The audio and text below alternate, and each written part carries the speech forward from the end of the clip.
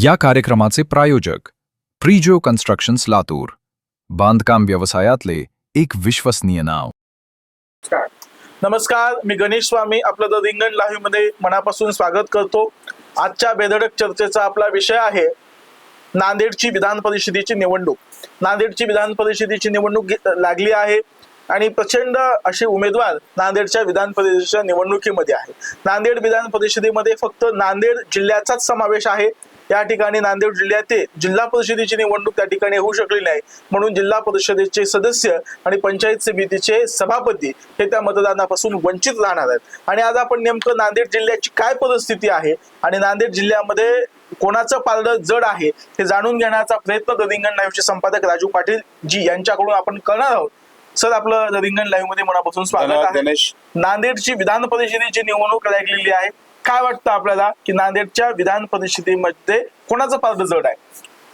गणेश, आता आपण संपूर्ण मराठवाड्यातल्या आणि पश्चिम महाराष्ट्रातल्या विधान परिषदांची चर्चा करणारच आहोत. तो एक पाहिलं आपण कालच लातूर, नांदेड आणि लातूर, बीड आणि धाराशिवचा केला. आज आपण नांदेड या विधान परिषदेच्या संदर्भामध्ये आपण जो काही अभ्यास केला त्या मतदारसंघाचा, नांदेडची परिस्थिती इतर सर्व मतदारसंघांपेक्षा खूप वेगळी दिसते आहे. एकतर नांदेड हा मोठा जिल्हा आहे. 16 पंचायत समित्या नांदेडमध्ये आहेत. जवळपास 16 नगर परिषद आणि नगरपंचायत आहेत, हे पण नांदेडमध्ये आहेत. 482 ते गणेश 500 इतके मतदार या मतदारसंघामध्ये आहेत. आणि जिल्हा परिषदेने या मतदारसंघातून, या भारतीय जनता पार्टीने या मतदारसंघातून विद्यमान आमदार अमर राजूरकर यांना पुन्हा उमेदवारी दिलेली आहे. आणि त्यामुळे नांदेडमध्ये नेमकं काय घडणार असा एक मोठा प्रश्न नांदेडकरांना आणि मराठवाड्यातल्या जनतेला निर्माण झालेला आहे. म्हणजे असा प्रश्न निर्माण का झाला हा प्रश्न आहे की राज्यामध्ये भारतीय जनता पार्टीची सत्ता आहे. अशोकराव चव्हाण साहेबांचा जिल्हा आहे. नांदेडवर अशोकराव चव्हाण साहेबांचं पूर्ण प्रभुत्व आहे. अनेक मागच्या निवडणुकांमध्ये काही गडबड झाली असली तरी पुन्हा आता सगळी यंत्रणा व्यवस्थित लावून सर्वांना सोबत घेण्याचा प्रयत्न अशोकराव करत आहेत. तरी सुद्धा अमर राजूरकर यांना ही निवडणूक सोपी जाईल असं गणेश मला वाटत नाही. त्याची अनेक कारण आहेत. एकतर नांदेड विधान परिषदेमध्ये आता नांदेडच्या 7 पक्षाचे म्हणजे विविध पक्षांचे 7 उमेदवार आणि 3 इतर अपक्ष उमेदवार, साधारणपणे 10 उमेदवार आता तिथे फॉर्म भरतायत अशी आपल्याला माहिती मिळालेली आहे. त्यामध्ये काँग्रेसकडून 2घांनी उमेदवारी दाखल केलेली आहे. अधिकृतपणे आता त्या कोणाचं नाव फायनल होणार आहे आपल्याला पुन्हा बघावं लागेल. पण माधवराव पाटील जवळगावकर जे माजी आमदार आहेत हातगाव आणि हिमायतनगरचे, त्यांनी उमेदवारी दाखल केली. मोठी हस्ती आहे, म्हणजे ते काही सामान्य नाव गणेश नाही. त्यानंतर रामदास पाटील सुमटानकर हे मोठं या परिसरातलं एक राजकीय वलय असलेलं एक मोठं नाव, तेही काँग्रेसकडनं त्यांनी उमेदवारी दाखल केली आहे. दुसरीकडं उद्धव ठाकरे गटाकडनं सुद्धा इथे उमेदवारी दाखल करण्यात आल्या. ज्योतिबा खराटे आणि कृष्णा आष्टीकर या 2घांनी ठाकरे गटाच्याकडनं या मतदारसंघातून उमेदवारी दाखल केली आहे. एकनाथ शिंदे यांच्या शिवसेनेकडनं सुभाष वानखेडे माजी आमदार यांनी पुन्हा तिथे आपली आपल्या मुलाची, त्यांचं बहुतेक ते चिरंजीव आहेत, त्यांची उमेदवारी तिथे दाखल केलेली आहे. आणि राष्ट्रवादीच्या वतीने इथे खरं आता हे आहे, याचा क्लायमॅक्स आहे की प्रताप पाटील चिखलीकर जे आहेत, जे पारंपरिक अनेक वर्षापासून अशोक चव्हाणांचे विरोधक मानले जातात आणि ते साधे विरोधक नाहीत, अगदी ताकदीचे कडवे विरोधक तिथे मानले जातात. आणि कुठलीही निवडणूक असो प्रताप पाटील चिखलीकर आणि तुमचे अशोक चव्हाण यांच्यात संघर्ष झालेला आपण अनेकदा पाहिलेला आहे. ते आता लोहा कंदारचे आमदार आहेत, राष्ट्रवादीचे आहेत, अजित पवार गटाच्या राष्ट्रवादीचे ते आमदार आहेत आणि त्यांनी त्यांच्या चिरंजीवाचा अर्ज सुद्धा दाखल केलाय. या सगळ्या गोष्टीकडे आपण जेव्हा बघतो गणेश, तेव्हा नांदेडची निवडणूक सहजपणे होईल किंवा महायुती तिथे एकसंघ येऊन एका जीवानं काम करून अमर राजूरकर हे सहजपणे विजय होतील अशी परिस्थिती नांदेडमध्ये आज तारखेला वाटत नाही. आता त्यानंतर आणखीन काय घडामोडी घडतील ते आपल्याला प्रत्यक्षामध्ये बघावं लागेल. परंतु एक गोष्ट निश्चितपणे आहे की आपण जेव्हा लातूर, बीड, धाराशिवचा विचार केला त्याच्यामध्ये भारतीय जनता पार्टीचे उमेदवार बसवराज पाटील हे सहजपणे विजय होतील असं आपण सर्व म्हणतो किंवा माध्यमांमध्ये तशी चर्चा आहे आणि ते खरंही आहे. म्हणजे लोकांना पूर्ण विश्वास आहे की बसवराज पाटलांच्या विजयाला काही ते अडचण नाही. तशी नांदेडमध्ये अमर राजूरकर खात्रीने विजय होतील अशी परिस्थिती नाही. त्यासाठी अशोक चव्हाणांना खूप मेहनत करावी लागणार आहे आणि महायुतीचे जे एकनाथ शिंदेची काही मंडळी आहेत किंवा राष्ट्रवादी अजित पवार गटाची काही नेते मंडळी आहेत यांच्याबरोबर जुळून जावं लागेल. परंतु आजपर्यंत असं झालंय की प्रतापराव पाटलांसोबत अशोकरावांनी कधीही जुळवून घेतलं नाही. हा नांदेड जिल्ह्यातला इतिहास आहे. पण ती कुठलीही निवडणूक असेल, नगरपालिकेची असेल, महापालिकेची असेल, जिल्हा परिषदेची असेल, पंचायत समितीची असेल, कुठलीही असेल.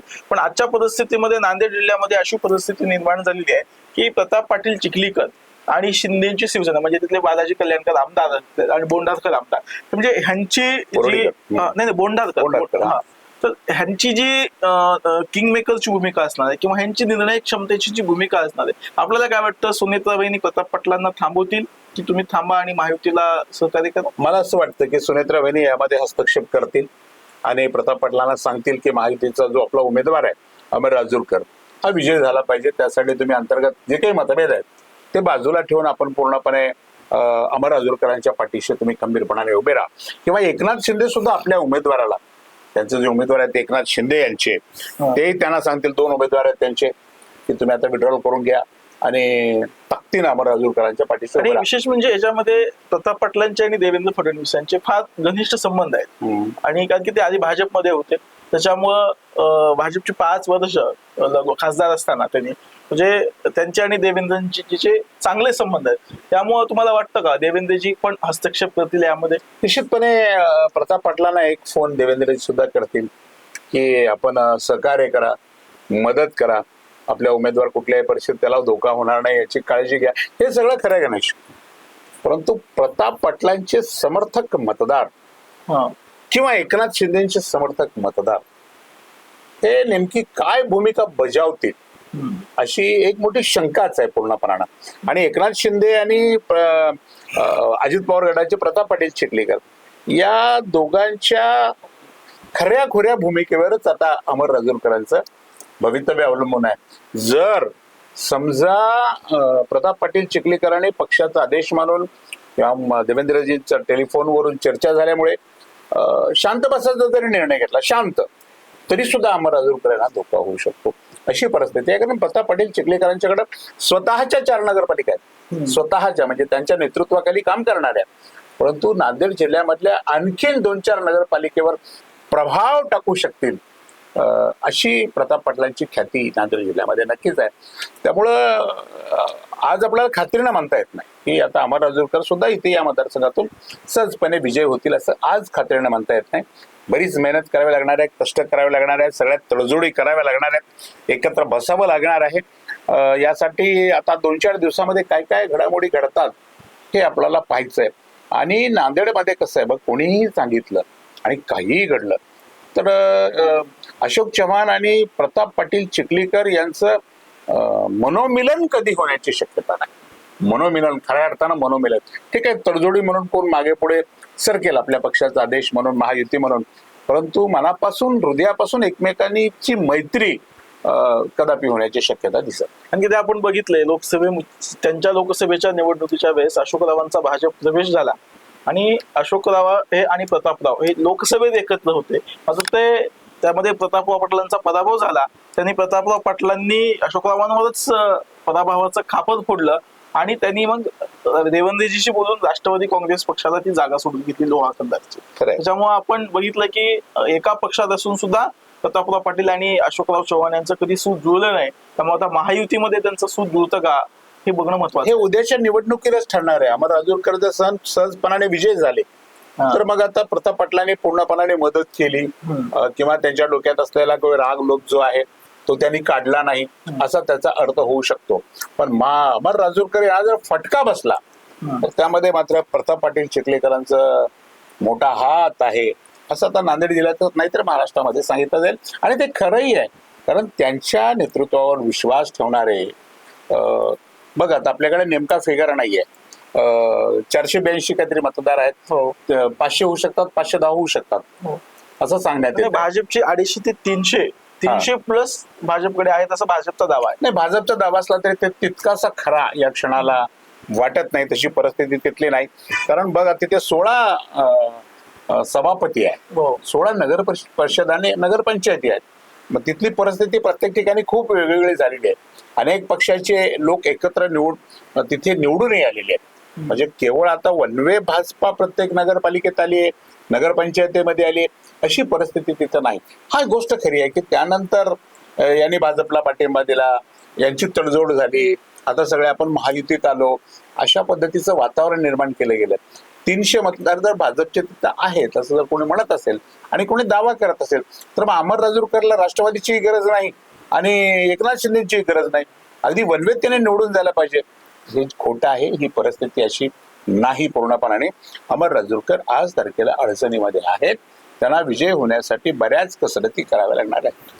तर आपण बघितलं की आपण नांदेड विधान परिषदेचं आदरणीय राजू पाटीलचं संपादक रिंगणला विश्लेषण करत होते. त्यांनी सांगितलं की अमर राजूरकर जे भाजपचे उमेदवार आहेत अगदी खरंच त्यांची उमेदवारी तर दाखल झालेली आहे.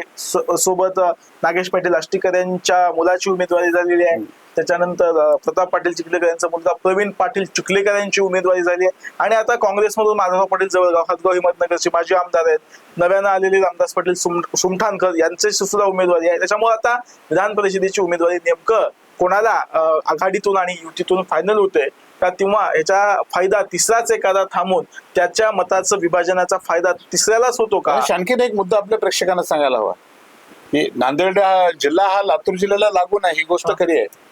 पण लातूर जिल्ह्यामध्ये किंवा धाराशिवमध्ये किंवा बीडमध्ये काँग्रेसची जशी पिछेहाट झालेली आहे अशी अजून नांदेडमध्ये नाही.